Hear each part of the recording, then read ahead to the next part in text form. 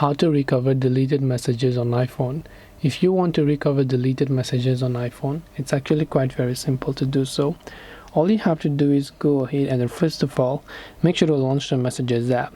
And if you've happened to delete a certain message over here, right, and then you want to restore that particular message, well, you can restore it by simply tapping on the Filters tab from the top left. Then just go to Recently Deleted, and here you'll find everything that you've deleted, and all you have to do is tap on the recover option if you want to recover those deleted messages. And this way you'll be able to recover deleted messages in iPhone. I hope that this video helped you. If you have got any more questions, queries or doubts, feel free to also leave them down in the comment section below. As always, thank you very much for watching till the end of this tutorial, and see you soon in our next video.